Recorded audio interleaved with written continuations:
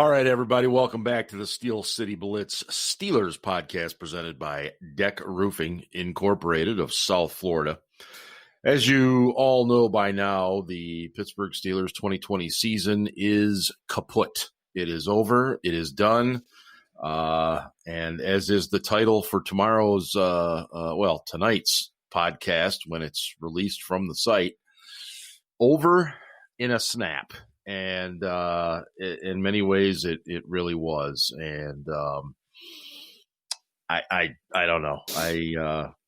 I'm speechless at times, and it was just one of those nights, Murphy's Law, whatever you want to call it. And the Steelers lose to the Browns 48-37 in a game that probably wasn't quite that close, but Big Ben and company made it interesting down the end there and did the best they could. But the season ends, the Browns advance, winning for the first time in their last 18 games in Heinz Field. So, man, there's a lot to unpack. Joining me tonight is Ben, and I think Ian will be along shortly. Ben, damn, man, I don't even know where to begin. I didn't at the beginning. I didn't think this team was going to the Super Bowl. I really didn't, but I never freaking dreamed that was going to happen. And what was going through your mind when this was unfolding? Go ahead. I mean, basically at the end of the first quarter, I was livid because I had decided that the game was over. They were down by 28 points. They'd given up 21 points on turnovers, given the Browns a short field twice, given up another 65-yard drive for a touchdown. The defense didn't look particularly sharp. No. Then again, I mean, the offense couldn't stay on the field. So the defense couldn't catch a breath. So it's just like, okay, well, we're just getting no rhythm here at all. And then Highsmith went out and Cassius Marsh came in and Robert Spillane started, and he didn't, initially I thought he looked pretty okay. And then as things wore on, I was like, no, he's not pushing off on that knee. He's not quick. He doesn't have any burst. And it's starting to show itself more and more as the game went on. And, Cassius Marsh stinks. I don't understand. Ola's nothing to write home about, but no, he's better than Marsh, in my opinion. I don't know why they left him out there. I know that Keith Butler's record with outside linebackers is stellar, but I'm just not a Cassius Marsh fan. I don't understand that decision at all. But yeah, I mean, basically, Joe Hayden's out. It was one thing after another. They got into quicksand and they couldn't get out. The first play of the game when Pouncey snapped the ball over Ben's head, that set the tone. It absolutely did. And they tried to come back in the second half, and I will give them credit for that. The offense was finally clicking. But it was too late. It was exactly like that damn Jacksonville game from 2017. Very similar. Yeah, you're right. You can't spot the other team, 21 points, turn the ball over 5 times, and expect to win. You just can't. You can't do that. No. And, I was furious then, and, it didn't last very long. I'll tell you guys about that later. But, it just sucks to see them go out that way when the season started with so much promise. Well, I agree, and we talked about it so many times on this particular program about how things felt very special, and I don't think any of us were under any idea or preconceived notions that this was a team that was destined to go to the Super Bowl. But when you're 8-0, 9-0, 10-0, you feel good. You think, okay, this is a special team. What they're doing, they're finding ways to win. They weren't beating anybody by 20 and 30 points every time out, but they were winning games, and that's the NFL. And And then it just, as we've talked about, that Ravens game, that first Ravens game that we did win, did kind of reveal some blueprints on how to slow the offense down, and everybody kind of copied Second it. Ravens game. What's that? Second Ravens game. Yeah, I thought there were elements in the first one until Ben kind of went. They didn't really. They did. script. Yeah, until Ben went off script, and it was just like, okay, well, that's you're not gonna win this now. Mm-hmm. The second Ravens game, we couldn't get anything going. They beat the Ravens junior varsity squad, by 5 points. Yeah, and they should have spanked them, and they were ashamed. After the game, nobody was celebrating, and that's, pretty much the way it should have been. But I thought that during that game, they really did a lot of things to fluster the Steelers. And when Washington played, Ron Rivera said the same thing. He said, the Ravens showed us some things we could do versus the Steelers to slow their offense down and give ourselves a chance, and we believed in ourselves, and we came out here and we executed, and they won that game. And the Steelers lost that one. But basically, I think if you just want to talk about the story of the Steelers season in 2020, they peaked too early. We talk about this. Yeah. We talk about this every year. It's not how you're playing in September that matters. What matters is how you play from about Thanksgiving on.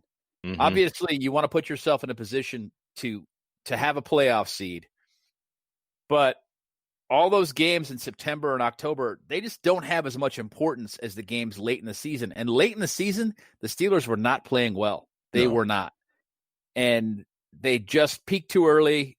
They got knocked off the rails, probably beginning with that Ravens game where they were supposed to play on Thanksgiving. Then they got moved to Sunday. Then it got moved to Monday. Then it got moved to Tuesday. And they just never caught their stride again. No. Ever. I mean, even the Indianapolis game, it looked like they were going to lose the game. Yeah. When they came back in the second half and they were firing on all cylinders again, it was kind of like, okay, well, maybe they're going to, they're going to pull this out. And then, they rested everybody for the damn Browns game, and the rest. Resting the players under those circumstances. Given the fact that they had some momentum after the Indianapolis game, I don't know that resting all the players was the best decision. I question that now. At the time, I thought it was a really good idea. Now looking back at it, I kind of wish he'd played the starters for a little bit versus the Browns in the season finale and then pulled them. Well, I as they say, hindsight 2020, all that stuff. But I have thought about that, and I do wonder. I mean, obviously, the flip side is if something happens and Ben gets hurt or something, then Tomlin is just absolutely destroyed by the media and everybody else. But there's something to be said, and he's actually, I think, said it in the past in situations similar where he has played guys and said, "Look, it's football. We've got to stay fresh. We've got to stay." In rhythm, these types of things. And certainly it's something that I have thought about too. What did you see if you take away the turnovers and stuff and just look at what Cleveland did offensively? I thought they did a really good job of scheming their guys open and using their running backs. Oh, I did. I don't. I think they have a stellar running game. Yeah. I give them credit. I think that they schemed some guys open, but it was because the Steelers did nothing to counter it. The Steelers were the same old Steelers when right. And we've seen instances where the linebacker was pushed all the way out and he was effectively the outside corner because they rolled a running back out to the outside and made him the outside receiver. Why we did not do that this week, I have no idea. Yeah. If you roll Jarvis Landry inside and he's the number 3 receiver, or you start at the outside and you go 1, 2, 3. Yep. Right. You got a linebacker on him. Correct it. Bring a corner in, send the linebacker out, or put a safety on Landry, or put a corner on Landry and a safety on the running back. Something. Change it. Just don't do what you did. Don't have a linebacker on a wide receiver. I mean, We've been talking about this for 3 years. Yeah. Knock it off. My Yeah. God. These guys are not Derek Brooks, okay? They can't do that. They can't. No, it's the definition of insanity. And it was just incredibly frustrating to see that. And you could, I don't know about you, but I mean, I was cringing immediately as soon as I saw what was happening. Yeah. And you could just, it was almost like slow motion. It was death by 1,000 cuts, whatever you want to call it. It was just, you could feel it happening. And I mean, I'll gotta be honest with you. The Steelers should have known better. They just should have known better. Absolutely. I don't think there was anything special the Browns were doing there. They were doing what other teams have done before, what the Browns have done to the Steelers before. The Steelers should have known better. Right. They did nothing to counter it. And I don't give the Browns any credit there. I don't. I think the Steelers were 100% at fault. Yeah. And that the Browns have a good running game. So, I mean, period. Is that – no, they do. They do. I mean, even without – and all the credit to the young man that played in place of Bitonio because he handled himself very, very well. He did. I mean, Stephon Tuitt, Cam Hayward were non-factors. They were non-factors. I agree. I mean, and so was Tyson Alualu. Did you hear? Right. Did you hear their names at any point? I mean, no. And granted, they weren't running right at him, unless the young man from Michigan, Chris Wormley was in. They ran right at him. Yeah. But otherwise, they were not running right at those interior linemen. They were going outside. They weren't stupid, but still, what they did was create enough of a situation where the Steelers, especially when they were running stunts, they were just ran away from the stunts. Well, okay, you're gonna run a stunt. Well, we're gonna run zone on you. We're gonna run away from the stunt.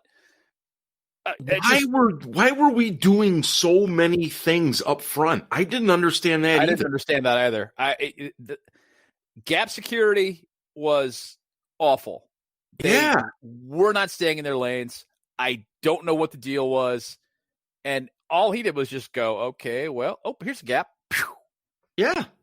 I mean, that's really what it boiled down to. I mean, and, to your point, so does that go back to just coaching to be able to say, okay, guys, this is, if they come out in this and the running back goes wide and then they've got a tight end and then they've got a receiver in the slot, this is how we're covering. I mean, does that just go back to coaching and Keith Butler, Mike Tomlin? Yes. That particular thing, absolutely. Gap security, no, that's players playing the way they're supposed to be playing. They know what their gap is, and they've got to stay in it. Yep. And they also know that if Nick Chubb gets ahead of steam, he's incredibly difficult to tackle. He is. Which is why if you let that guy get to the second level, he's going to get 4 yards after contact. Mm-hmm. So you've got to stop him at the line of scrimmage or slightly beyond it, but you've got to stop him early at the first level. And they know that. They knew that going in. I mean, so part of it is the players, and part of it, yes, is absolutely coaching. They should have been prepared for that situation. 100% that is on the Steelers. Do you think at all that they were looking past this game with no head coach, with Denzel Ward and Kevin Johnson out? Do you think there was a mindset that they thought they might be able to just roll through this? Maybe.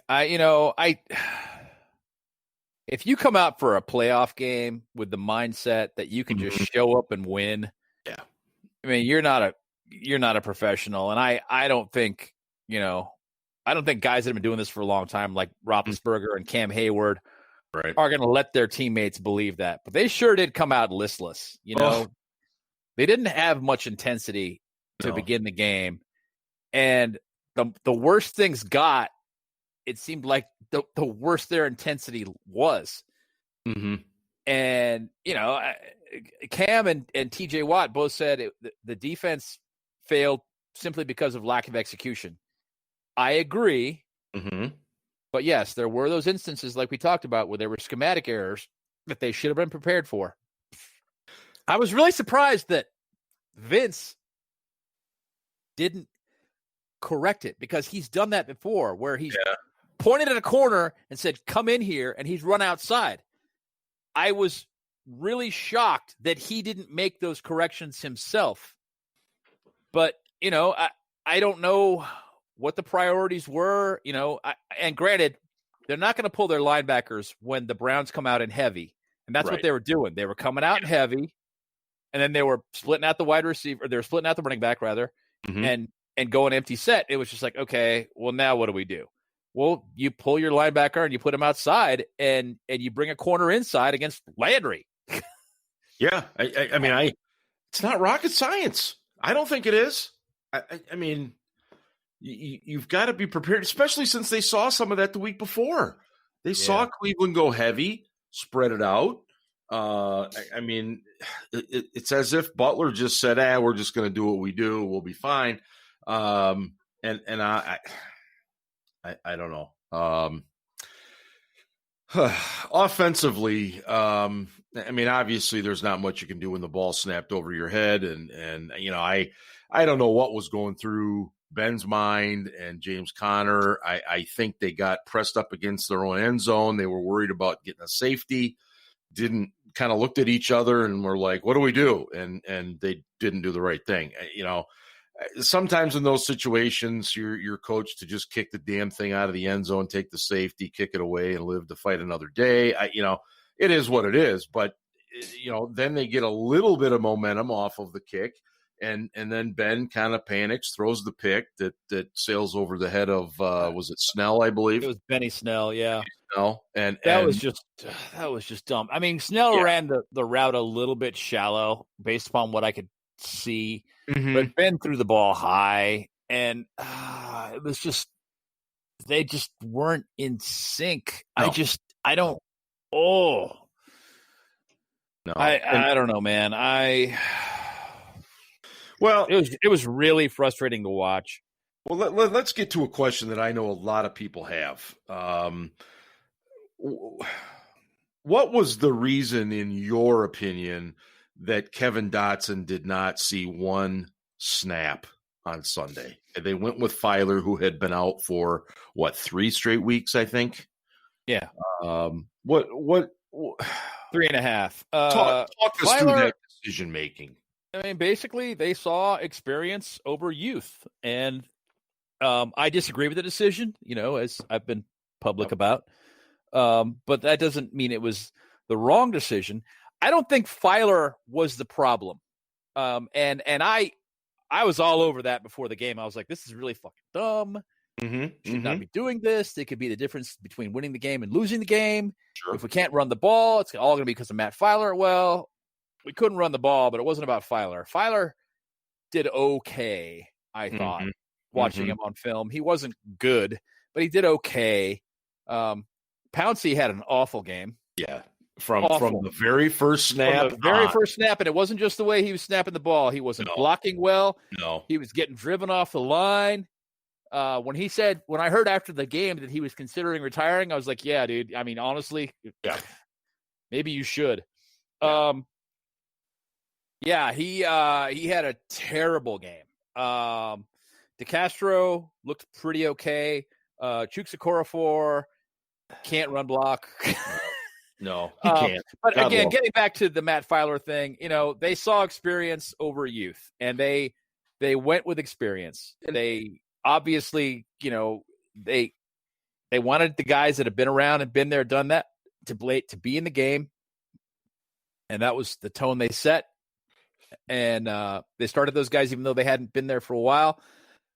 I mean, had it been me, no, I would have started Dotson, and I probably would have started Williamson at linebacker, and I would have brought Spillane in to play some snaps, especially given the fact that it became evident as the game went on that he couldn't push off on that knee. No. And I empathize. I get it. I mean, I've had knee injuries, and I know how much that can hurt. But, I mean, if the guy's not effective, then you need to sit him down and put in somebody else. And again, I want to emphasize the point. The Steelers didn't lose this game because they started Matt Filer. They lost it for a whole host of reasons, but that's not even top 10. Well, and I think sometimes what feeds into the fan reaction is, and I think some of our listeners know that we're not overly crazy about, Pro Football Focus. But what happens is they see tweets that talk about, rookie Kevin Dotson hasn't given up a QB pressure in, 200 straight, dropbacks and things like this. Look, he's been good. Don't get me wrong. He's been good.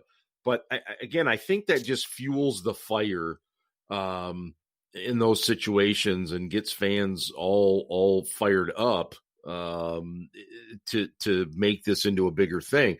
They wanted experience, and they're the coaches. They're in a situation far more superior than I am. But I agree with you, and I agree with a lot of Steeler Nation. I would have rolled my dice with Dotson, and said, "Let's go. Come on, Rook, let's go. Show me what you got. Let's get in behind you, run the football, and go from there." But again, they had different ideas. Like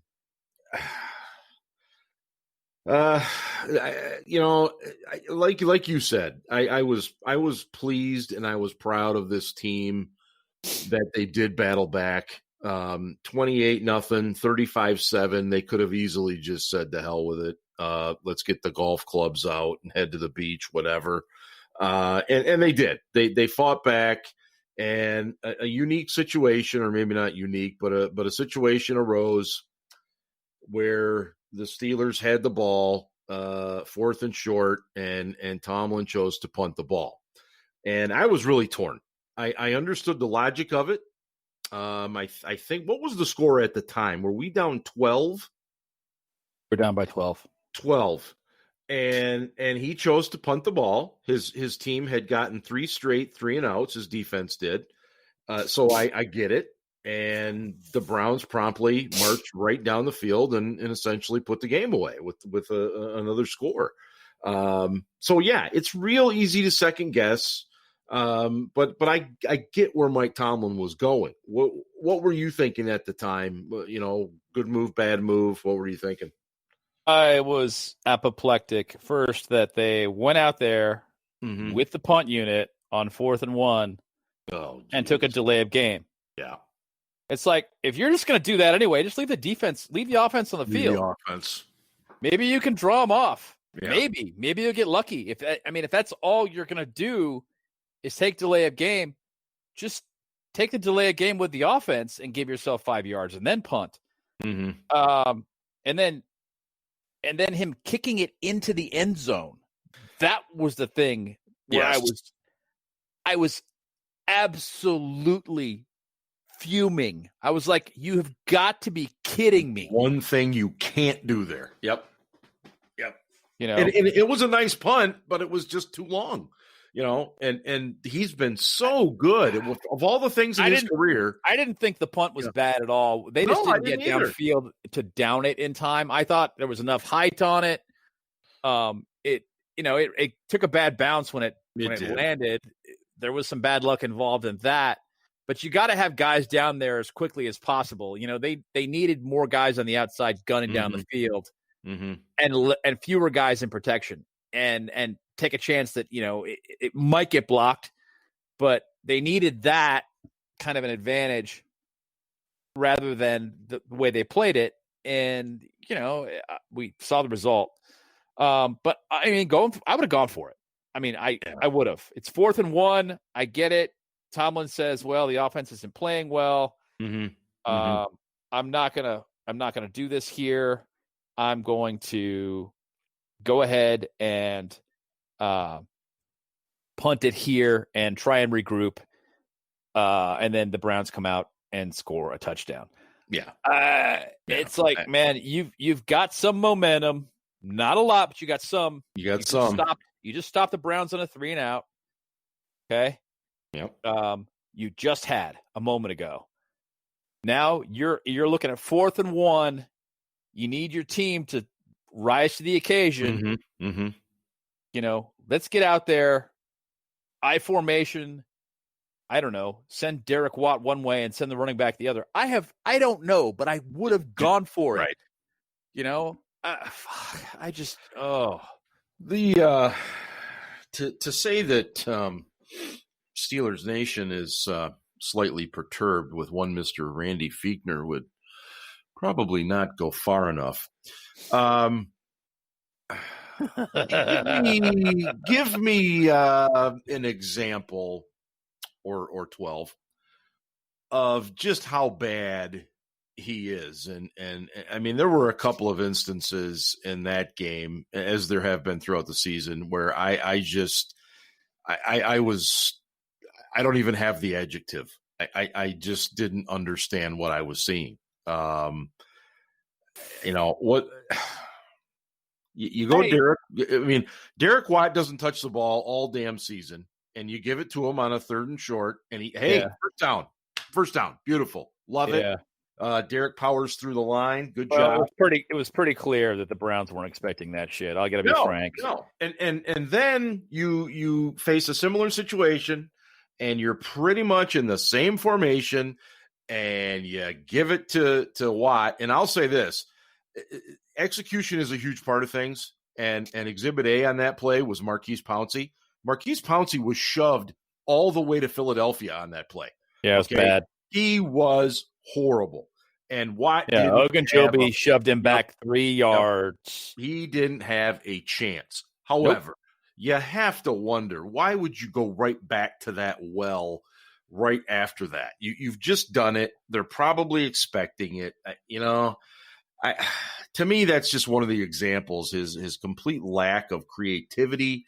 I will never, ever, ever understand how he's got 4 wonderful wide receivers and he never puts them on the field at the same time. It's always Ebron, or it's always another running back when they spread it, or for God's sake, sometimes it's Ebron and McDonald and spread. Poor James Washington is standing on the sidelines with his thumb up his nose. I'll never understand it. And I could have it explained to me 18 different ways, and I still would not understand it. And so now we all wait. We wait to find out his fate. And I'm going to tell you right now, don't be surprised if he's back. I know. I won't be. And I've been telling people that since the game. Yep. The offense was too good for too long. Mm-hmm. And basically they're going to look at it, as a situation that was driven by injury attrition, because they had some guys in and out of the line. Poor execution by the line, which is partly true. Excuse me. Yes. A lot of drops. Remember, we had that 5-week period where we had a whole bunch of drops. Yeah. We had some drops on Sunday too, but just not as bad. And Ben's receivers, let's be fair. Ben's receivers led the league in drops this year. They did. So they're gonna look at all of that, and they're gonna say, well, the scheme isn't the problem. Well, yeah, the scheme is the problem too. Yes, execution is a problem, no question. Mm-hmm. Drops were absolutely a problem. The offensive line, run blocking, they're terrible. Terrible. Bad. But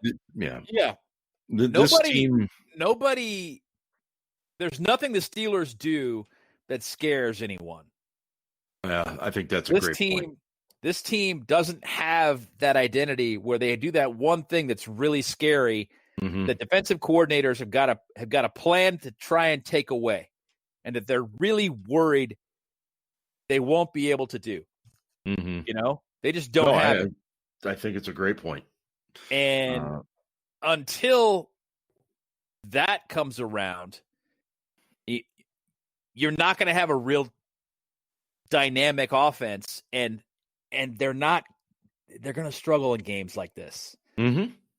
I just don't know how else to put it. I mean, there's the wide receiving core is good. I think we all agree that it is. There's a lot of talent there, but I think you're dead on. If I'm a defensive coordinator getting ready to play the Pittsburgh Steelers, I'm sure as hell not afraid of your running game by any stretch. They've now for 3 straight years they have finished in the bottom 3 positions. I think 31, 32, and 30 or 29th one year. We were dead last this year. Yeah, dead last. And you look, teams have made the Super Bowl before being really, really shitty at running the ball. It's happened. I don't want to say that it hasn't. But this is a team that just isn't good enough to get away with that. And so now we get into the part when you run, and I just want to put an exclamation point on this point we're making right now. Right. When you run a short passing offense, the threat of the run has to be there to open up the middle of the field. Okay. Then you can spread things out. You've got to be able to run. You get some gaps by throwing those intermediate passes and pulling people back off the line. Right. So I should start over. Basically, yeah, the intermediate game's got to be there to open up the run. The intermediate game was not there this year. Ben's getting rid of the ball really quickly. They're running very short routes. Nobody's impressed by that. The run opens up play action, which is all kinds of efficient. The Steelers don't run much play action, but they don't run play action because nobody's impressed with their run game. So why the hell would they try? All these things kind of, they go hand in glove. One thing feeds on the other. The run goes into play action. The intermediate passing game feeds the run. All of these things need to be fixed. And to me, the thing that needs the most attention offensively this year in the offseason is the offensive line. Yes, Randy Finkner sucks. I will acknowledge that. I hope his contract does not get renewed. But he is, in my opinion, still not the biggest problem this year. He was not the biggest issue. Okay, everybody wants to look at it and go, well, the coaches should have players prepared to play and blah, blah, blah. Look, that line lacks talent. Yes. Yes, they can be better coached, but they lack talent. That is a problem. Al Villanueva, not a good tackle. Matt Filer, not a good guard. Chuks Okorafor, underwhelming at right tackle. The thought is that he could be a better left tackle than a right. He certainly is not a great right tackle. You got David DeCastro, who had a so-so year. Marquise Pouncey made a Pro Bowl. I have no idea how. He did not deserve it. Name recognition. Yes. Okay, that line lacks talent. And until you add some talent to that line, it ain't getting fixed. I don't care who you bring back. You bring back Mike Munchak, who, by the way, coaches a very underwhelming line in Denver now. I think DeCastro played most of the year hurt. Now, I'm not making excuses for him. I know he was dinged up through most of, I guess what was training camp. But my understanding is he had just a lot of little nagging injuries and stuff. And I think it affected him. He's the type of guy that would never use it as an excuse. So I'm not going to, but yeah, his play, it definitely has to improve. As you so eloquently put with everybody else there on the line. I totally agree. You're listening to the Steel City Blitz Steelers podcast presented by DEK Roofing Incorporated of South Florida. Whether you are in the southern Palm Beach counties or Broward County, and whether it's commercial, residential, multifamily, or condos, contact DEK Roofing at DEK Roofing. That's DEK Roofing.com. I would like to welcome into the program Ian, who has successfully given all of his children whiskey so they would go to sleep. Welcome in, Ian. We were just getting ready to start talking about the potential off-season moves for this team, and I know we'll spend a lot more time doing that on future shows. But welcome in, and how you doing since Sunday? Thank you. Yeah, there's not much whiskey left in the house for using on the kids because I pretty much drank it all either during the game or after the game on Sunday. Yeah, that was fucking awful. It was terrible. It was the more I thought about it, it was It was like it was compounding errors, right? It was like one of those comedy movies that you watch where a fire, like something catches fire on the stove, and then all of a sudden, 20 seconds later, the whole house is burning down, and Liam Neeson standing outside, like, I don't know what just happened. But I was going to say the Three Stooges, but I'll go with Liam Neeson instead. That works too. Yeah. Or, whoever you want, Steve Martin, whoever it is. Yeah, but it was just compounding errors. Obviously the game started as bad as it possibly could, but it's kind of like, okay, well, maybe maybe we can drive down, score a touchdown, tie it up, and then turn things around, and all of a sudden there's an interception and they score on a third down, and it's just boom, boom, boom, boom, boom. And you can't spot a team of 28-0 lead. It doesn't matter what you did after that. Ben threw for over 500 yards, which was, I think, the fourth time in NFL history a player's thrown for over 500 yards in the playoffs, and 3 of them have lost. The other ones were Ben against Jacksonville, Tom Brady in the Super Bowl against the Eagles, and then I think, was it Bernie Kosar in a 2 overtime game for the Browns? Might have been the other one. Correct. Yeah, that they won in double overtime. But yeah, so nevertheless, it was awful. It was terrible. I swore a lot. I'm still swearing a lot. It is what it is.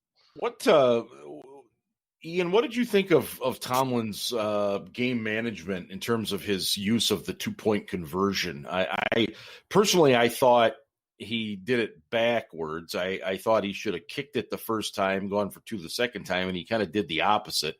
What was your take on that? I know you follow that a little bit better than I do. Yeah, I didn't really understand it the first time he went for it. Looking at how things went, obviously the defense kept giving up points too, which didn't help. Right. But if you think about it, we lost the game by 11 and missed 2-point conversions. So if you make both of those, you still lose. Or if you kick extra points both of those times, you still lose by 9, still 2 scores. Yeah. But if we had made both of them, we would have only been down 7. And then, at that point, you're kind of in that's only 1 score kind of situation. Yeah. So at some point, they probably had to go for 2. I thought they rushed it a little bit by kind of chasing the points earlier, rather than kind of waiting and seeing how the rest of the game played out. But what the fuck though? Why the hell did we punt at midfield on 4th and 1? We talked about that too. Yeah. Okay. Yeah. We mentioned it. So I'm going to take it by your particular tone, Ian, that you were in favor of going for it. I mean, you're down by 2 scores. You have the other team reeling.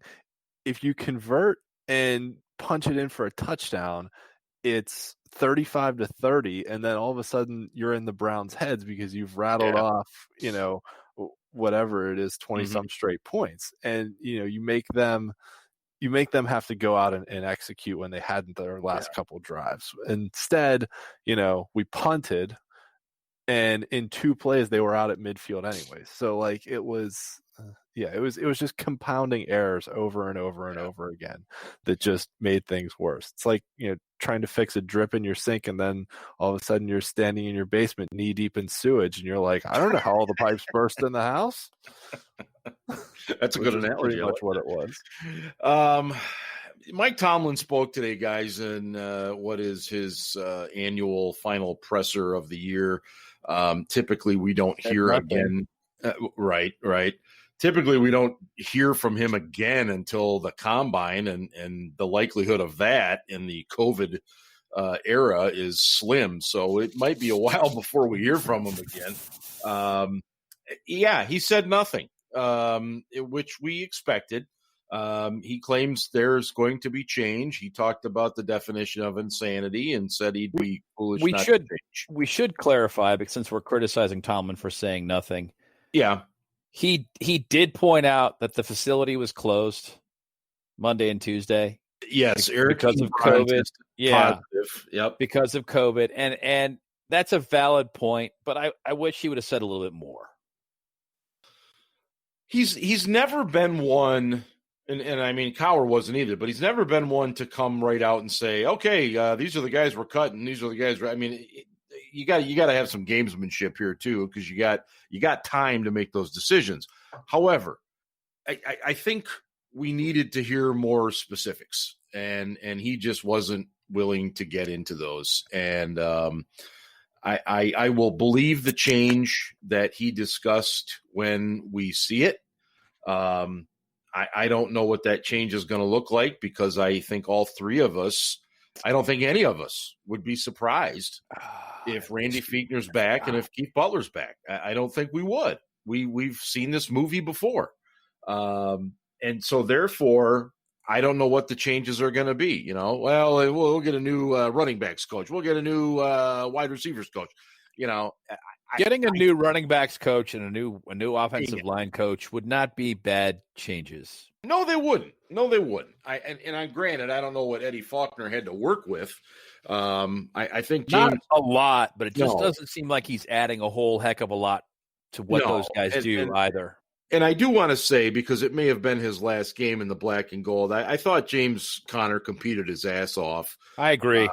I thought he played very hard and tried his damnedest to get that team a win. And I mean, we all know his story, and it's a wonderful story. I'm glad he's been here. But I don't see him back in Pittsburgh unless it's. I do. Well, unless it's on the cheaper than we think it's going to be. Yeah, I mean, it sucks, but I'll be frank. Yeah. You know, James just isn't going to have much of a market. I don't think so either. And I can see him coming back to Pittsburgh, hopefully as a backup. Yeah. I can't say that with certainty, but hopefully as a backup on a backup, money kind of deal. Yeah. Where Colbert says to a lot of times, he says, we try to give guys the opportunity to go out to the market and become starters. Mm-hmm. And if James wants to do that somewhere else, maybe he should do that. But in Pittsburgh, I think really, he was their best back this year. Best option. But he's not a good back. And he didn't have an offensive line in front of him, did him any favors. There's no question. And I agree with you. He absolutely played his ass off. But James is in decline, and you don't pay running backs that are in decline big money. You just don't. I mean, and by big, I mean not even like $2 million a year. You just don't do that. You don't pay running backs at all big money. You just draft new ones. It's absolutely. I tend to agree with that. I mean, isn't it fascinating how the game has changed? I mean, when Emmitt Smith and company were getting 350 carries, and I mean, it's just amazing how the game has 400. I mean, 400 touches between true, and Lev Bell got 400 touches. Yep, it's between carries and passes, and receptions. Yeah, so it is a little bit different. So Ian, I'm gonna toss this ball into your court first. I saw the end of that game. I saw Ben Roethlisberger, who we've grown so accustomed to seeing run or jog or walk off the field, and instead he went over and sat on the bench, and of course Pouncey sat there with him. And do you think he's back? I'll just be blunt. Do you think he's back in 2021? I honestly don't know at this point. I would put it at kind of a 50-50 kind of shot. I think there's going to be some long and hard conversations between the front office and Ben. I think the first thing that has to get figured out is the front office has to figure itself out. I mean, there's been rumors of Omar Khan having interviews and second interviews. There's been, rumors about interest in Kevin Colbert. So, apparently, the Steelers have received zero requests to interview Kevin Colbert, and you cannot go around that and make offers to guys for general managers' jobs without asking permission to interview the guy. So that, and basically Tomlin all but denied the fact that Colbert was going anywhere today during his presser. That's true, but if you recall from last year, Colbert's on like year-to-year contracts. He's only Right, on he 1 is, year. but his contract runs through the draft. Yeah. And being here in Michigan, Lions fans were all over this because it was rumored that the Lions had made an offer to him. And you have to go through the team that the guy is currently employed with. And so I love Steeler Nation. That's tampering. We get draft picks. I love the way we think. But to our knowledge, no, he's not going anywhere. Khan, by the way, did interview with the Panthers, but was not asked back for a second. So as of right now, the cap guru, Omar Khan, is still in Pittsburgh, is still part of the Steelers organization. Ian, getting back to Ben, it's a major thing that's happening here because of his contract, the $41 million. So and it's not really the $41 million. I mean, half of that sunk cost that we've already paid him, right? The real question is more than half. Yeah, there's $19 million left over, $4 million in base salary and $15 million in a roster bonus that's due on, I think, the third or the fifth day of the league year. That mechanism was put in there on purpose, probably by both the Steelers and his agent, that forces the team to make a decision at the very beginning of the offseason. Right. Yeah, because if you pay him the $15 million, the $4 million doesn't matter. You're not going to cut him later on. So really, both the team and the player have to essentially make a decision relatively early on. Before the draft, I'll say. That being said, Marquise Pouncey also has a decision to make. We have a number of players actually who have just 1 year left on their current contracts. With in addition to Ben and Pouncey, and David DeCastro is one of them. Vince Williams is another. Joe Hayden's another. Steven Nelson's another. So some big name starters here that have 1 year remaining, and that's typically the time when the Steelers will look to extend some of those guys too. But when you start mentioning guys like Ben, Pouncey, DeCastro, Hayden, who are all nearing the end of their careers, maybe you don't extend them. Maybe some of them become cap casualties. Maybe some of them retire. I mean, maybe you could do the Lawrence Timmons route where you just let him play his last year on a really big cap hit and then he retires or leaves or whatever it is. Some of those numbers are more tenable than others. Obviously, TJ Watt will be under the fifth-year option next year, and then assuming, he's going to get a top of the market deal. Massive, Yes. He's going to get 25 million a year. I was going to say Myles Garrett and Joey Bosa got like around $100 million. So Watt's going to be right in that range as well. It's going to be huge. It's nearing. I guess quarterbacks are in the $40 million range now, but 30 to 40. So it's not going to be there, but it'll still be 25 plus, which is crazy. Yeah. But yes, worth it for what TJ Watt brings to the defense, obviously. Well, that's the market now. It is what it is. They should have done it. Should have done his deal last year. Yeah. There's a lot of decisions to make around Ben too, but Ben's obviously the biggest puzzle piece as well. So, Ben, if I said to you that Randy Fiechner's coming back, does common sense say that Ben is more likely to come back versus if I say totally new offensive coordinator, then he's more likely to not come back? Is that fair to say? What I hear is Ben wants to play. Yeah. Okay. Yeah. So I put it at more like 75-25 Ben plays, and that's because what's behind him? Oh, I know. Mason Rudolph, who, I'm sorry, is not an NFL starter. Dobbs, who is not an NFL starter. Oh. Duck Hodges, who is not an NFL starter. It's pretty slim pickings behind the guy who is in decline. There's no question. Ben is, he's entering the twilight. He's about done. But Ben wants to play, so my feeling is that if he leaves the Steelers this year, he'll sign a contract somewhere else and play next year. He may not like it, but I bet he does. Yeah. And I think it's more along the lines of, you need to ask this question. If Ben Roethlisberger decides to retire, let's talk about that 25% possibility. Okay. Does Randy Fichtner come back? I think there's like a 1% chance that Randy is kept if that happens. I agree. Yeah. Not even 1%. No, I mean, at that point, you can, you can replace the whole offensive staff. I mean, they may replace the whole offensive staff anyway. Heck, it happened to Peyton Manning in Denver his last year, and Peyton wasn't happy about it, but they won a Super Bowl with it too. Right. Yeah. And right. That brings up a good question that you and I were kind of talking about on our message board earlier today. Is Ben Roethlisberger the type of guy that is going to be willing to say, I'm going to let the defense and the running game take over?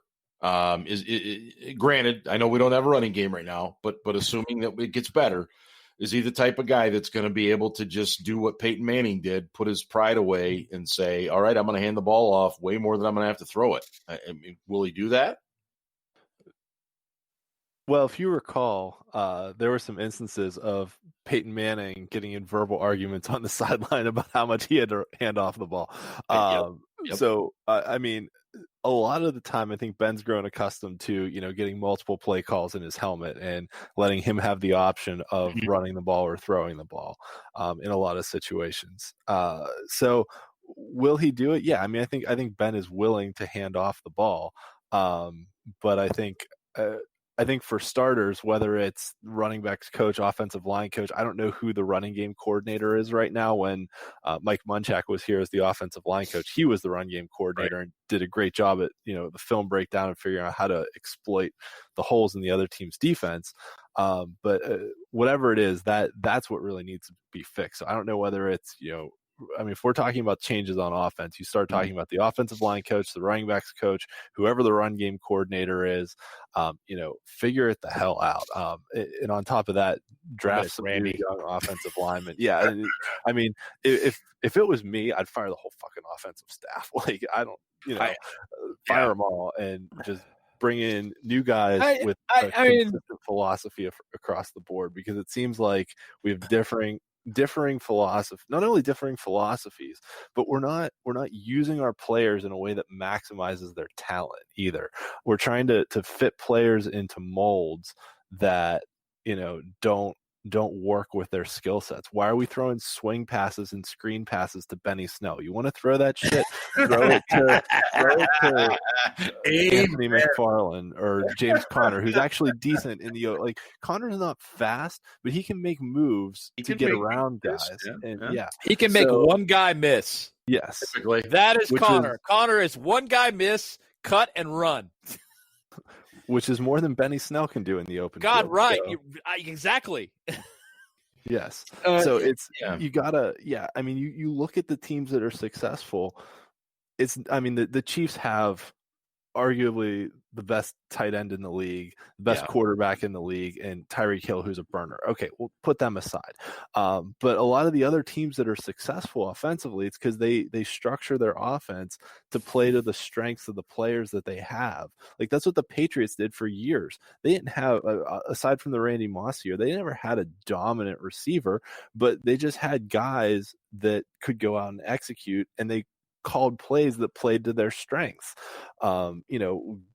And that's how they won. That's how they had success. And the Steelers just don't do that. It seems like the Steelers have an offensive philosophy, and regardless of who they bring in, they're like, oh, yep, this guy, this is your position. This is what you're going to do. Not what do you do well? Okay, that's what we're going to have you do.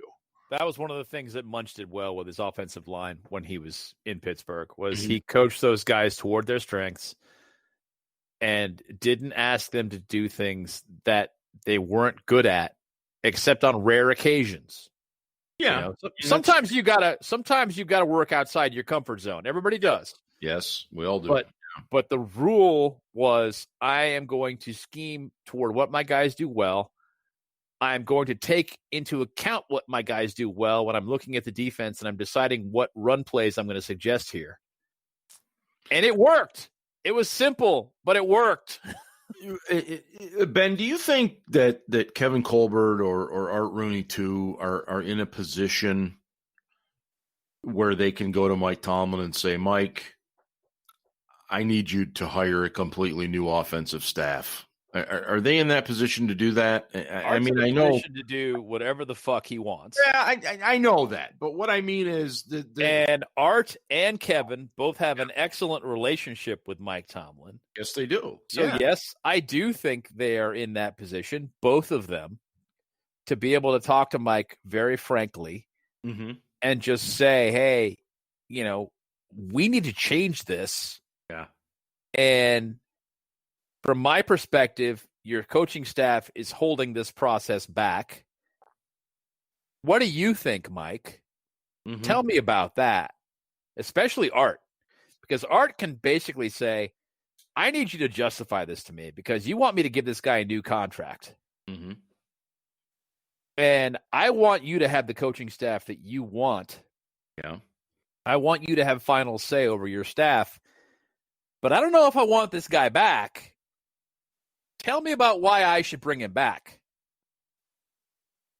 Well, and that's exactly what I'm getting at, because I as you and I talked about in the beginning, we talked about this idea of Tomlin talking about change. Yes, there's going to be change, but what does that look like? Is that something that he makes? Is that something that Kevin or Art just says to him, says, "Hey, Mike, man, something's got to change here," and it starts here, here, and here. I'm going to be honest. I'm ever dishonest, but right. I think that if Tomlin decides to make changes, he needs to be coaxed into that, and it can't be a situation where Art comes to him and says, "You need to make a change at offensive coordinator, and I want you to hire this guy," like he did with Todd Haley. Right. That just kind of didn't work.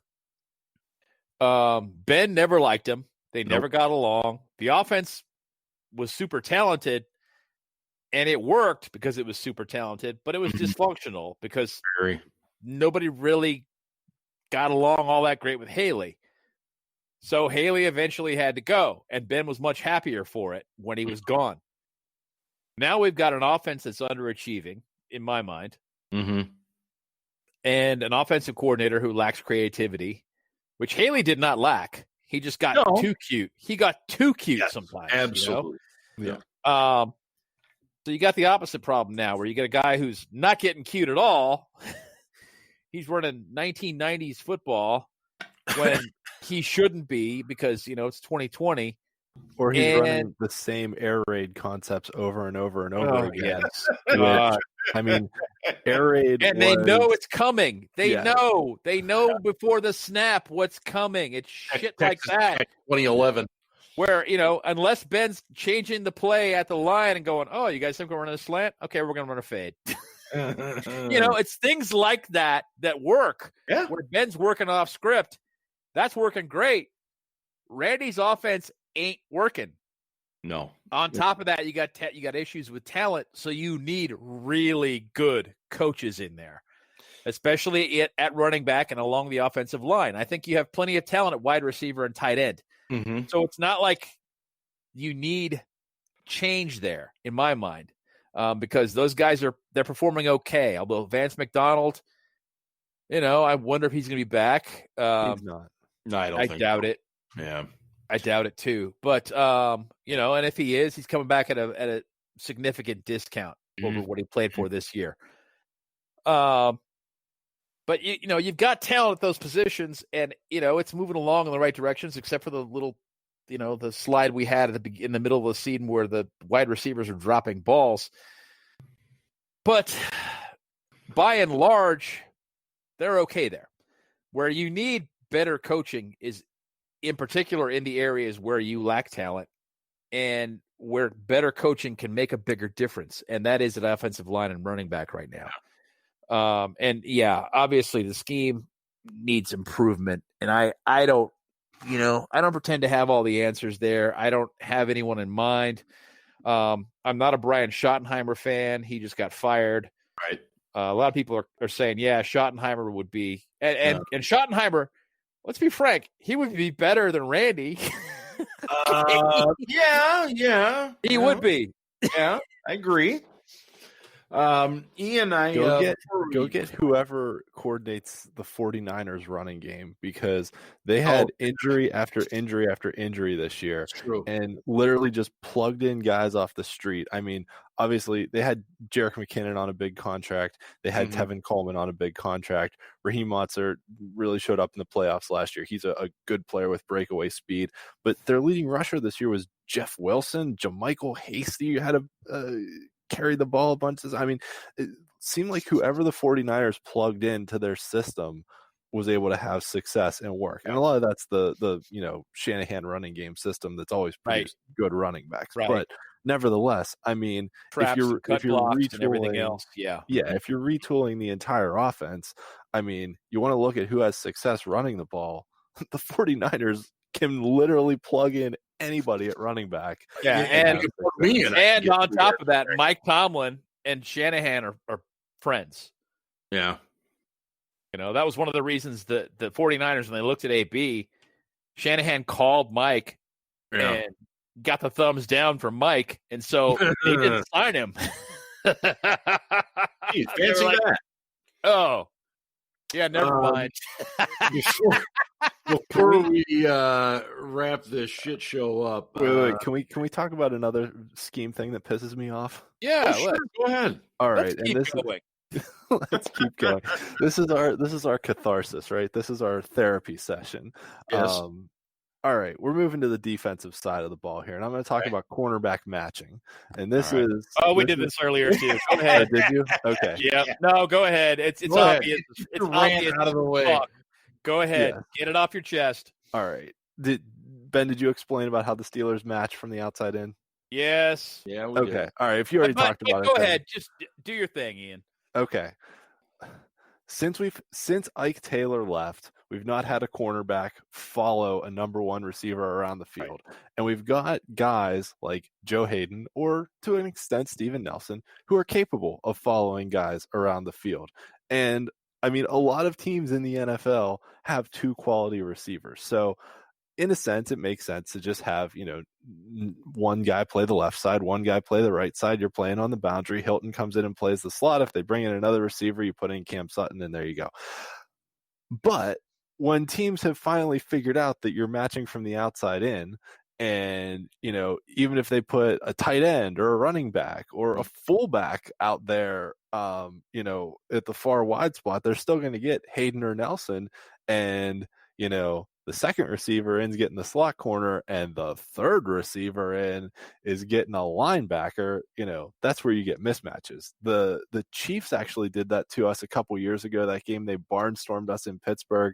Obviously, the Chargers did it with Keenan Allen on LJ Fort repeatedly, and the Browns did it too with Jarvis Landry, moving him into the slot. I mean, the big third down in the fourth quarter, 3rd and 2, and they had 3 tight ends and a running back and Landry on the field, and Landry was somehow matched up on a linebacker. Like, what the fuck is that? What kind of shit show? Like, and this is, I've said this before, heavy, and so we didn't change personnel. Yeah. And all they needed to do was rotate a linebacker out to the outside and bring a corner in, and it would have been done. Yes, exactly. Either corner, either Hilton or Hayden, Sutton, either one, or not or Hayden. Hilton, Sutton, probably not on Landry, but Sutton or Nelson could have handled that without a problem. Yes, absolutely. So, and I mean, if Tomlin's talking about, the definition of insanity is doing the same thing over and over again, like look at the defensive scheme that you're playing and fucking adjust. Like, make an adjustment. Well, making adjustments isn't just about calling better plays. It's about the very basis of your scheme, which is matching outside in on cornerbacks. And that I put on Mike Tomlin. I'm not putting that on Butler. Mike Tomlin's fingerprints are all over this defense and have been for years. And I find the report that he's been calling the defense, or that he called all the defensive plays in this game, dubious, because based upon the broadcast, which I've watched one more time, I watched the condensed version, and then I watched the coach's film, which doesn't really show this, but it was very obvious that Keith Butler was relaying the plays in. Mm-hmm. So if Tomlin's calling the D, then he's giving it to Butler, who's calling it to the linebacker. Well, that doesn't make any fucking sense. No. Not to me. So I'm a little dubious about the report that Tomlin has been calling the defense for years, blah, blah, blah. I'm not really buying it. Yes, Tomlin's hearing the call in his headset, and yes, he can overrule it. I'm sure there are plays that he does call.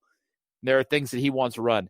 But regardless, the scheme, the overall scheme, Tomlin's got his fingerprints all over that. So, yes, I do blame him for this thing. And that is something the Steelers should have been prepared for. Mark and I talked about this earlier. I 100% put that on the Steelers. I don't think the Browns did anything special. They didn't do anything the Steelers hadn't seen before. The Steelers just refused to self-scout on this one issue, and it is maddening. It is absolutely maddening. Yes. To put it mildly. Actually, let's talk about that self-scouting thing for just a second too, because this has become a trend with the Steelers. In the past years, putting last year aside, obviously the Mason Rudolph, Duck Hodges disaster year, but in other years too, stumbling to the finish, basically. Really, I go back to, was it 2009? I think it was, when he was like, "We're going to unleash hell in December," and then they went like 1-4. Oh my God, that's awful. Yeah, and so they've stumbled to the finish a lot of times, and I think a lot of it is that self-scouting thing, that by the time you put so much on film, you either have to be just physically better than everybody that you're playing, or you got to start introducing new stuff as you get later into the year, because you've put so much on film now in so many different situations that teams can scout you. Yes. You have to adapt, right? Exactly. Yes, that's it. And we didn't do that at all this year. I mean, the one time we saw success late in the year was when we opened the offense up against Indy and started throwing the ball down the field, which we hadn't done since Jacksonville, maybe really since Ben got hurt in Dallas. We hadn't thrown the ball down the field. Yeah. So yeah, it was, we finally broke our trend and did something different. And that was when we started to have success again, because it wasn't what teams had scouted on us. Agreed. Yeah. No, I think it's really well said. And I think as long as I've been around athletics, if you aren't self-scouting, then you're not doing it right. It's not just about sitting down and watching your opponent or your future opponent. You got to watch yourself, and you got to see what you're doing well. You got to see what you're not doing well. And I couldn't agree more. Especially the latter. Yeah. It's spot on. Guys, before we get out of here, I do want to mention one other thing, and this kind of will kind of go hand in hand with the final thing here. JuJu Smith-Schuster obviously is going to be a free agent. And before I get to asking you guys whether or not, we think he could be back or not, and Ian, I'm probably stealing a little bit of your thunder here, but the fact that a Pittsburgh shock jock, if you will, such a jackass, decided to comment back to JuJu. I mean, if you're on Twitter at all, ladies and gentlemen, Mark Madden's a fucking douche. I've never seen such an insecure person in my life to go after a 24-year-old kid, young man, whatever you want to call him. It's not like JuJu cares. No, he doesn't. We probably care more than he does. But exactly, it's so, yeah. Okay, I'll just stop there. Ian, what are the chances of JuJu coming back to play for the Steelers? I'm glad he asked you first. Yeah. I think JuJu would like to come back. I think the Steelers would probably like to have him back. I think what he would be able to command in the open market is going to be more than what the Steelers can offer him. Definitely. I mean, he could probably get in the $15 to $17 million a year range in the open market. Maybe slightly less than that. this year just because of the lower cap, but nevertheless, I mean, that's probably around what his market value is. And for a kid who grew up sleeping on the garage floor, that's that's an insane amount of money. So, I won't blame him at all if he, takes a big contract with someone. But that said, I think he really likes it here. He's been pretty outspoken about that. With social media posts saying he wants to stay in Pittsburgh if possible. But where the rubber meets the road is in the dollar value. The devil's always in the details with these things. So, is he willing to take a, I don't know, 50%, 75% of what his market value is salary? That's where it gets into the hard questions, because it's really what can the Steelers afford, just because, looking at things, we are slated to be, or at least as of right now, probably about $20 million over the proposed or the estimated salary cap for next year. So you can't sign anyone until you get that number down. So that's going to be restructuring guys, that's going to be cutting guys, whatever it is, maybe somebody guys, cutting guys. Yeah. Yep. So there's some financial stuff to figure out here before they go about signing new contracts. So we'll see how it all plays out. I think he'd like to be back and the Steelers would like him back, but I'm still going to say it's around a 50-50 proposition, just because it's there's a lot of things. The numbers are going to dictate a lot of things. Yeah. Ben, where are you falling on JuJu in terms of him coming back or not? Well, my understanding is that he really wants to be back. Mm-hmm. So that'll be a huge help, because he apparently really, really wants to be here. And the fact that JuJu is kind of an odd duck and kind of does his own thing will help. It'll help a lot with getting him re-signed. If they're going to re-sign him, they're going to have to re-sign him to a deal that doesn't pay him all that much year one and that is backloaded. And any agent worth his salt is going to recommend that JuJu not take that deal, right? Because there's more risk involved. Mm-hmm. Yep. So I don't know. Maybe they can work something out with like a huge roster bonus due, very early in the second year or something along those lines. Something that becomes guaranteed, like if he's on the active roster on the week 17 game or something along those lines. I don't know. Get creative. Creative ways to do it. But it's going to have to be a deal where it pushes a whole bunch of money into 2022 in order for it to work. And yeah, Ian's dead right. I mean, the market is about 17, 18 million. Yeah. I am not going to say that JuJu Smith-Schuster at 17 million is a bargain. He's not. But I think he's probably worth it, given what's behind him. You've got Johnson, who was a bit of a disappointment this season. At times. You got Claypool, who in my opinion is a future number one, but he's in the first year of a rookie deal. Mm-hmm. So you really don't have to make a decision about whether or not JuJu's going to be making too much to keep Claypool right now.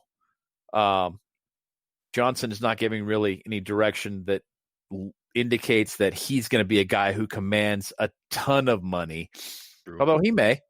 Yeah. So, if I'm Colbert, I offer 15 maybe, and I try to structure it as creatively as possible, and maybe it works.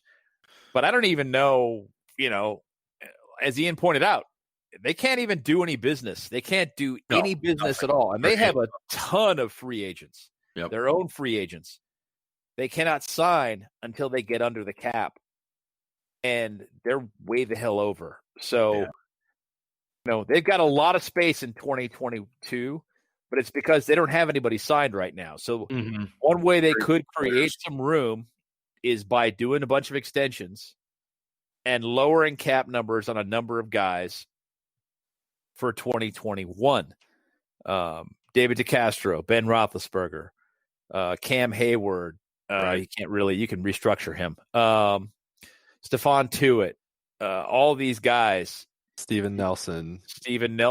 Yeah. Steven Nelson actually would not be a bad guy to extend. Joe Hayden, I would not extend, but Steven Nelson, I probably would try.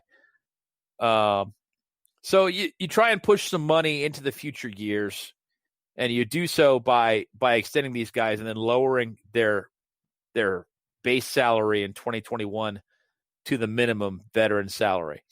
Mm-hmm. And, hopefully it creates enough space. I haven't sat down and done all the math. I can't tell you. There's not a lot of room in the existing contracts just by simple restructures to create space. But extensions with some of the other guys that are going to the last year of their deals, maybe it can be done. So I'm going to put the chances at slightly better than 50-50. Let's call it 60-40 that JuJu comes back.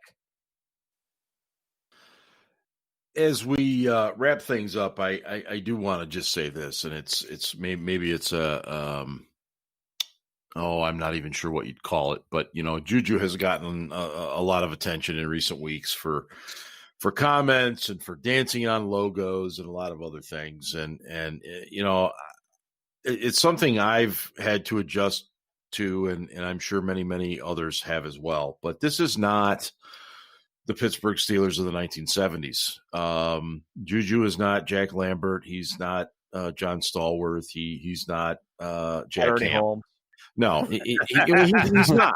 He's not. And it's just a very different world. And I was talking with somebody yesterday about how JuJu has essentially mentored Chase Claypool on how to promote yourself. And we've seen Claypool get a lot more vocal in recent weeks, and he caught Claypool's been vocal on the field all season long. Yes, vocal on the field, but suddenly he talks shit and points at other players all the time. This is not new, and he did that in college too. I'm not saying it's about on the field. I'm saying that he's learned how to market himself through social media and stuff. And all I'm suggesting is that, a lot of us look at that and we say, just shut up and play football. That's not the world we're in anymore. These guys are trying to get every single thing that they can. Football is a short career, people. It's a short freaking career. I mean, the average career now, I think, is roughly about 3 years. And then you're done. And you try to make every damn dime you can. So, there's times I don't like hearing what JuJu has to say or somebody else. But at the end of the day, I don't care. And Ben, as you've pointed out, it's not like he's doing 120 down McKnight Road. He's not throwing shit off balconies. And he's been a pretty darn good citizen overall. So I just think that's something that we have to remember. Times change, people change, and just the whole kind of outfit, if you will, does change, and that's on us to accept it, not them. So anyway, that's my little rant. Yeah, but, a couple of quick things before we wrap things up, if you don't mind. One, I think it should be noted that James Pierre got snaps over Justin Lane this last week. Yeah, I think that's very noteworthy. And played pretty well. Yeah, he looked real good last week. Only had 8 snaps. Yeah. Only had 8 snaps, but he played pretty well. I was impressed and encouraged. That's the best way of putting it. And on another note, a personal note, I got over the game real quick on Sunday. I was pretty distraught when the game was over, and came home and went to bed fairly early. I live on the West Coast, so the game was over pretty early for me here. And I got a call at midnight that a friend of mine had died of COVID complications on Sunday. And I immediately went from, denial to acceptance. Yeah. If you will. Yeah. And the 5 stages of grief. the Steelers game kind of didn't matter to me anymore because good old Catholic guilt had taken over. And, I felt bad about the fact that I had not been in touch with this person for a number of months and she had died. And I point all this out for a couple of reasons. One, COVID is real. Take this shit seriously. Okay. I'll get off my soapbox about that. This is not about politics. Viruses don't care what your political persuasion is. They will kill you just the same. They don't care. Two, reach out to the people that matter to you and let them know. Keep in touch with people. Don't do what I did. And I'm not sharing this to make anybody feel sorry for me. I don't want any messages from any of you. I'm not asking for that. Well, they'll all come to me anyway. That's fine. You should get all my hate mail. But I want to make the point that learn from my mistake and stay in touch with the people that matter to you and just let them know that they do. Even if you just call them every few months and just touch base with them, just try and stay in contact with your friends. And because you never know when something like this can happen, and it kind of puts things in perspective. And that's it. I'm going to stop now. Well, obviously sending our best to you and certainly the family of your friend. And it does. And it's something that I talk to my own kids a lot about is the word perspective.